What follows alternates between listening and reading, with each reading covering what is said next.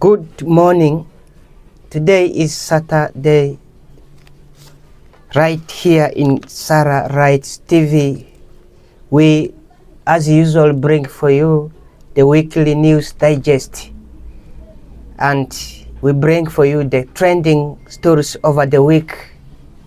Very comprehensive, conclusive, and precise.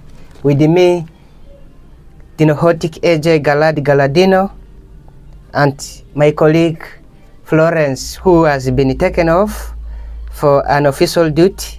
He will join us on the way as we continue with the program. You are most welcome to the Sararights television, the #1 television in Western Nile and Uganda. So let's continue supporting Sararights television. With me, I have the copies of New Vision as I take you through from now to noon.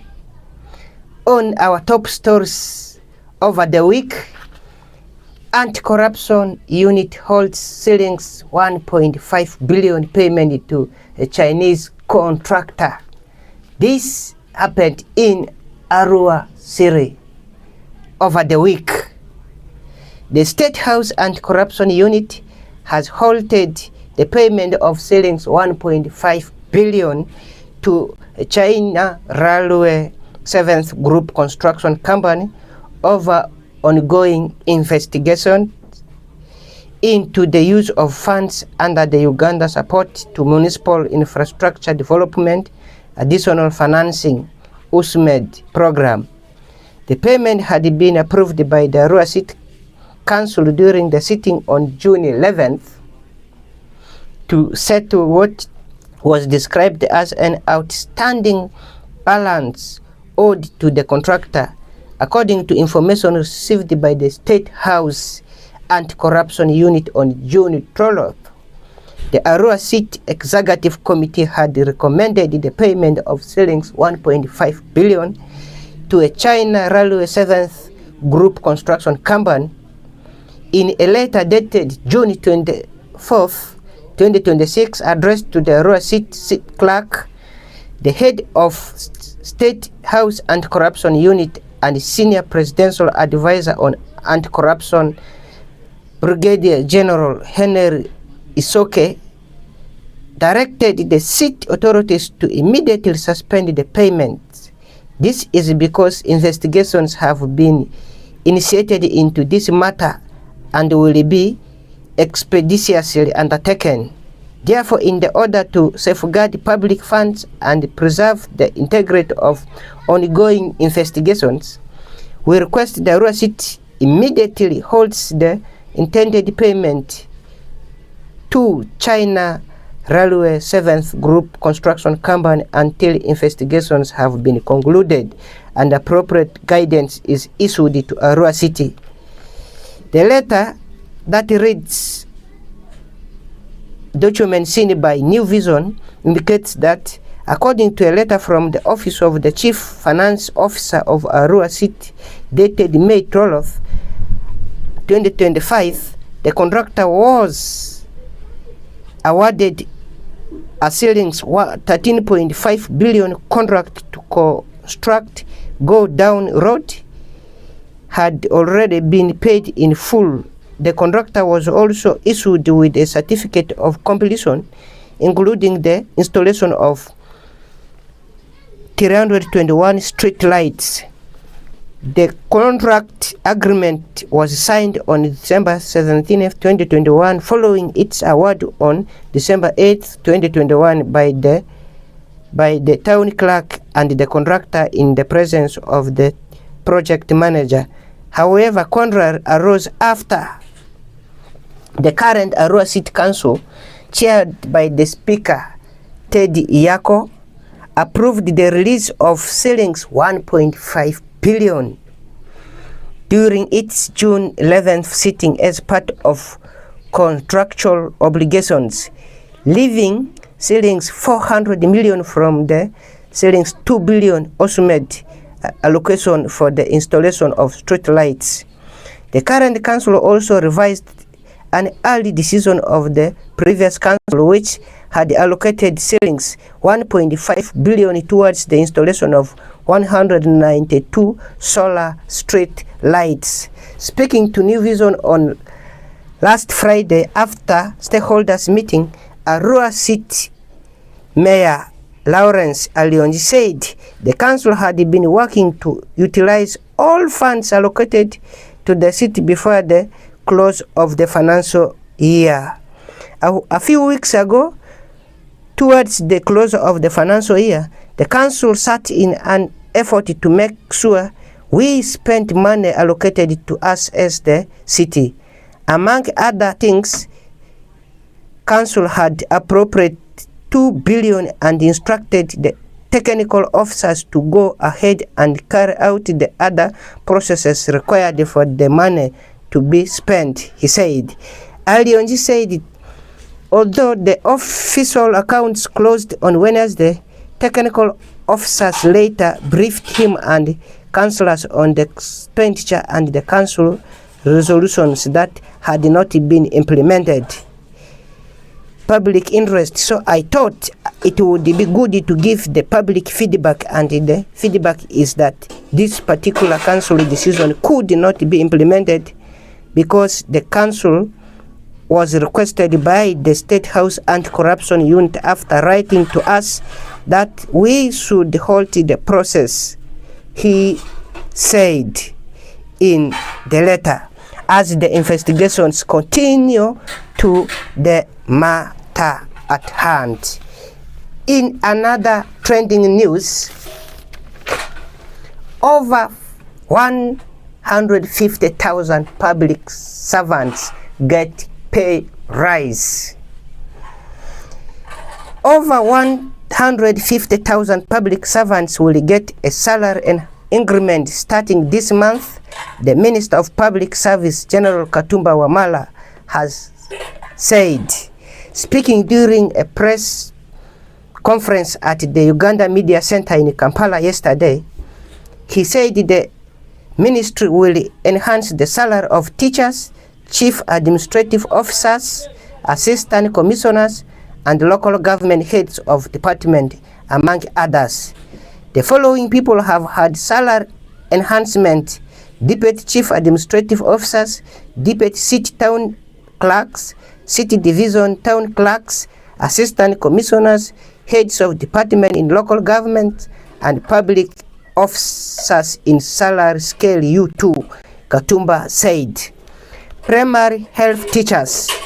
The minister said all primary school teachers on the government payroll and their arts counterparts at secondary school level, plus those in vocational institutions, will get a pay rise. The other officials in that will get pay rise are Deputy Chief Administrative Officers, Deputy Town Clerks, Assistant Commissioners, Principal Officers, District Education Officers, District Community Development Officers, District Commercial Officers, District Planners, and District Chief Finance Officers. At district level, department heads who have been earning between shillings 1.6 million and shillings 1.7 million will be earning shillings 6.5 million starting this month. For principal officers at district, the salaries have been enhanced from shillings 1.2 million to shillings 4.5 million, while assistant commissioners, deputy cows, and deputy town clerks will see their pay jump from shillings 1.8 million to shillings 6.8 million. As a new deployed minister, this important ministry, I take this opportunity to reaffirm the government's commitment to building public service that is professional, efficient, accountable, citizen-centered, and responsive to the need of the people of Uganda, said Wamala. Budget allocations. Katumba said government has increased the wage bill to shillings 9.7 trillion from shillings 8.6 trillion in the previous financial year 2025-2026.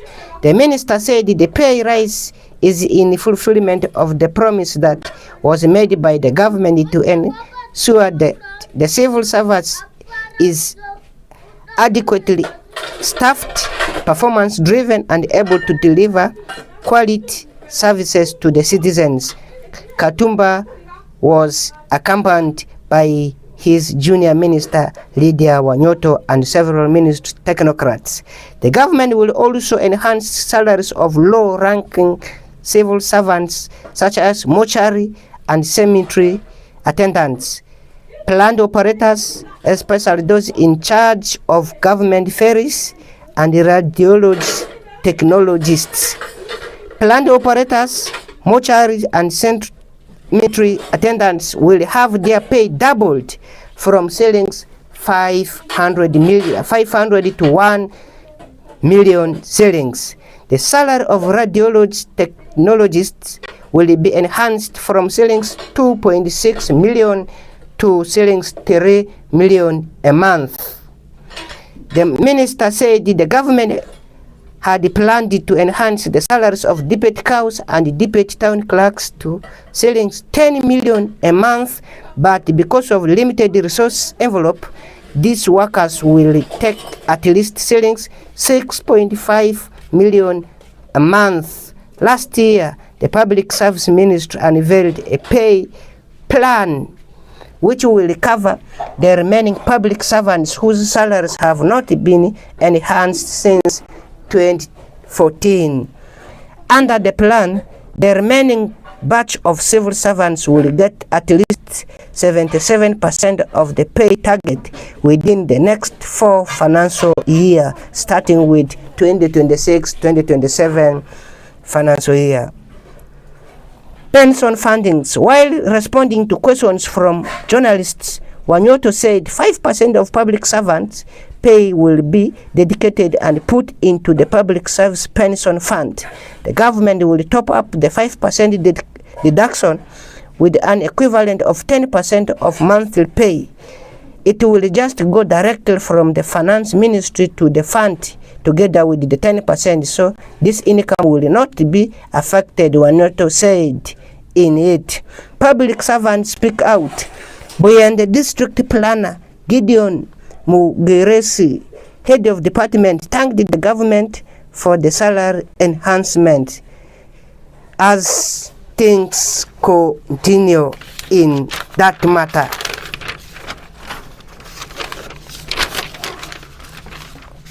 Top parliament officials charged, remanded over embezzlement of 70 billion shillings. 7 parliament staff, including the Director of Communications and Public Affairs, Chris Obore, have been charged with corruption-related offences and remanded to Luzira prison in connection with the theft of shillings 70 billion. Others include Daniel Adilo, Director Human Resource, Leonard Okema, Executive Secretary in the Office of the Speaker, Rajab Kaya Semalulu, Principal Research Officer, Emmanuel Okui Emoron, Principal Protocol Officer, Vincent Otebata, Capacity Development Officer, and Method Murebe, Parliamentary Cooperative Savings and Credit Society Limited Chief Executive Officer. The 7 officials were jointly charged alongside Stella Itute, the supervisor in the Office of the Sergeant at Arms and Parliament. Itute was charged in absentia following reports that she had been admitted to Molago National Referral Hospital. The suspects were arrested yesterday morning by detectives from the Inspectorate of Government, IGG, that responding to summons issued by the anti-graft agents. The summons followed recent interviews conducted by investigators with the Parliament staff as part of the ongoing corruption investigations. At about 1:45 p.m., The suspects were escorted to the anti-corruption court aboard a white Toyota Hiace under tight security by IG detectives. They were first taken to the police holding area before being ushered into the courtroom shortly at 2 p.m. As they stood in the dock before Nakasero-based anti-corruption court Grade 1 magistrate Esther Asimwe, the accused appeared crestfallen as the magistrate read out the charges and explained to them the particulars of the offense. The parliament staff were charged with 7 counts of embezzlement and causing financial loss. They were also charged with money laundering, contrary to the Anti-Money Laundering Act. The accused cannot take plea on the charges because this court lacks jurisdiction to hear the money laundering charges. Asimwe said the offense of embezzlement carries a maximum penalty of 14 years imprisonment, a fine not exceeding 6.7 million or both, while the offense of causing financial loss carries 14 years jail term. In addition, a person convicted under the Act is disqualified from holding public office for a period not exceeding 10 years. The offense of money laundering carries a penalty of 15 years in prison or a fine not exceeding 2 billion or both. The IG prosecutor, led by Days Achio, informed the court that investigations into the matter were incomplete and asked court to remand the accused and have the matter adjourned to another date for mention. Achio was assisted by Jason Aranda, Pius Quest, and Rafael Kabuli. We pray that you adjourn the matter to enable the state to prepare documents so that the accused persons can take plea at the Anti-Corruption Division of the High Court, she said. The defense lawyers requested a short adjustment and copy of the charge sheet to enable them to prepare documents for the accused person's bail application. This prompted the magistrate to remand the accused persons until July 9th. The defense lawyers included Jacqueline Namatov, Ibrahim Chikabi, Kenneth Ngore, Ivan Okenya, Simon Sekide, and Sophia Nakalule. Allegations. The prosecution alleges that between 2023 and May 2026 at Parliament, Oboro stole shillings 5.25 billion belonging to his employer, Parliament, to which he had access by virtue of his employment. The prosecution further alleges that Adilo and Okema stole shillings 14.6 billion and 3.48 billion respectively from their employer during the same period by virtue of the positions they held according to the charge sheet. Se Malule is accused of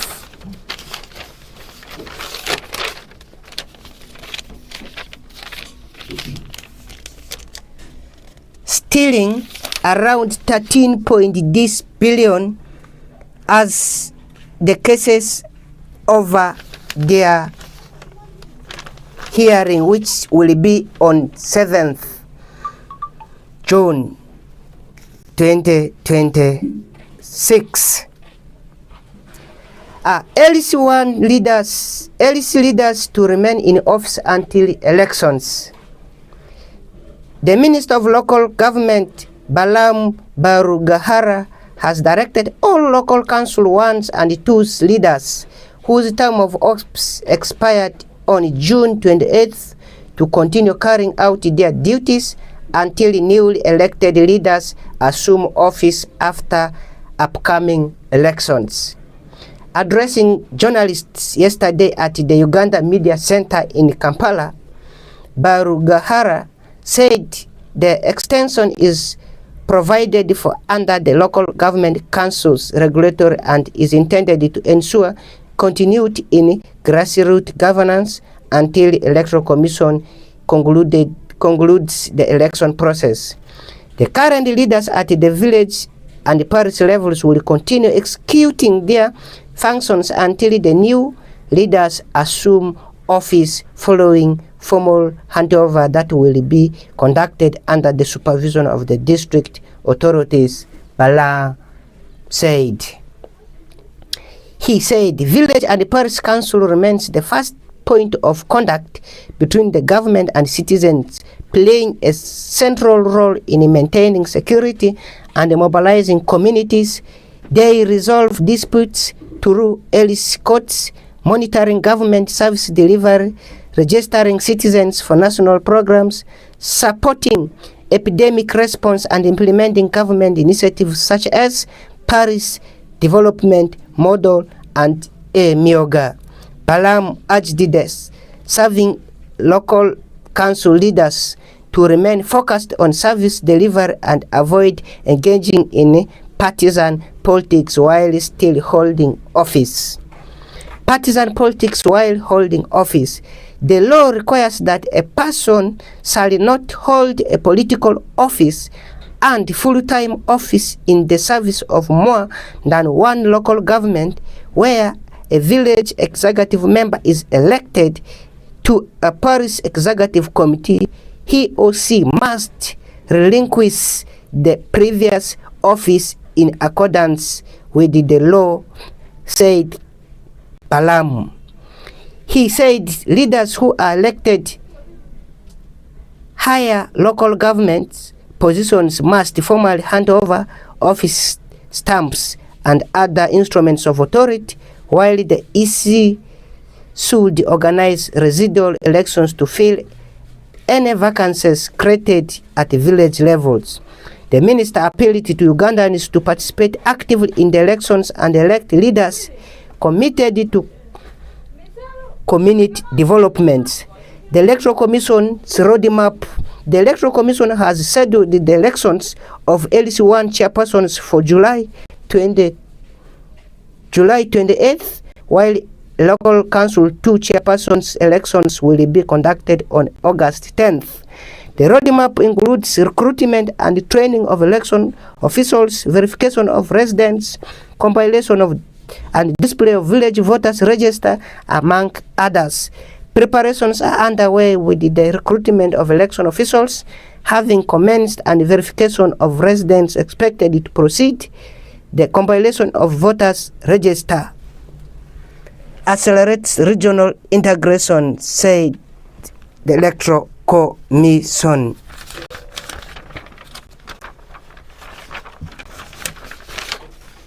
In another trending news, the former Ethics Minister, Honorable Maria Matembe, has been charged of sectarianism. The former Ethics Minister, Maria Matembe, has been charged with promoting sectarianism and remanded to Luzira prison. Matembe, 73, who described herself as a businesswoman, was yesterday at Nakawa Chief Magistrate Court charged with promoting sectarianism contrary to Penal Code Act. Possible penalties. The offense attracts minimum sentence of 5 years imprisonment upon conviction. According to the charge sheet, Matembe is a resident of Luzira, Nakawa East, Kampala District. She appeared before Nakawa Court Grade 1 Magistrate Gloria Saylor Atim and denied the charge, saying she did not commit the offense. The state attorney from the Office of the Director of Public Prosecution, Mariam Kalutam, informed the court that investigations into the matter were incomplete. I pray that the case is adjourned to another date for mention to allow the police to complete investigation in the matter, Kalutama said. This saying, dressed in a multicolored kitenge outfit, Matembe arrived at the Nakawa court in a police vehicle, unable to walk. Unaided, she was assisted into the courtroom by two ladies. The court was packed with relatives and friends of the accused, including National Unity Platform Secretary General David Luis Rubagoya and the Executive Director of the Center for Constitutional Governance, Sararights. The lawyer representing Matembe, led by Stephen Kalali, applied for bail, saying she was in poor health. Other members of the defense team included Uganda Law Society Vice President Anthony Asimwe and Samuel Muyize. The lawyer told the court that Matembe could barely sit or walk because of severe back pain. Her lawyers urged the court to grant her bail to enable her access medical treatment, even if it was not specialized care. You must have a human heart and follow me to go for the scan on my back tonight by doctors, said Matembe. The magistrate team said the defense had not presented any medical evidence to substantially Matembe's illness.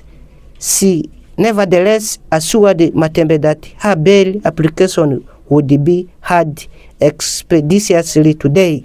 A team also cited the Uganda Public Service Standing Order 2021, saying the official working hours end at 5 p.m. She said the court was bound by those regulations and could not continue with proceedings beyond that time.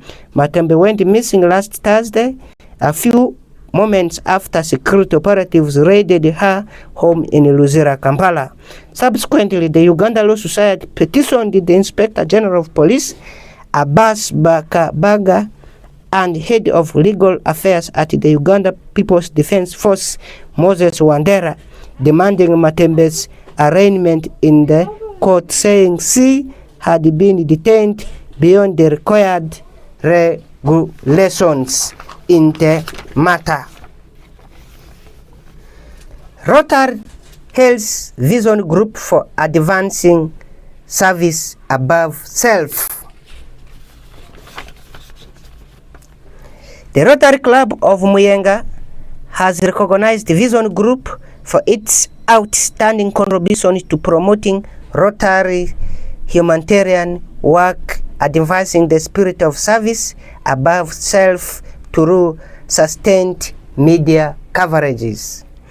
The recognition was one of the highlights of the club's leadership installation ceremony at Las Vegas Hotel in Banga, Kampala on Saturday, where incoming club president Beatrice Lugalambi presented a certificate of appreciation to Vision Group initiative across Uganda. The certificate was received by Vision Group Deputy Editor-in-Chief of Felix Osike, who Rotary hailed for consistently highlighting Rotary activities and community service initiatives. Rotary International Director Zone 2 and 2 designate Emmanuel Katongole also lauded the media for increasing Rotary's visibility. He equally paid special tribute to Vision Group for the great work done. That does it for our weekly news digest this Saturday. You can still follow us in our social platforms. You can get us on our social platforms like the Facebook, the YouTube, the X, the Instagram, and other platforms. Thank you for viewing. See you in the next program. A good weekend.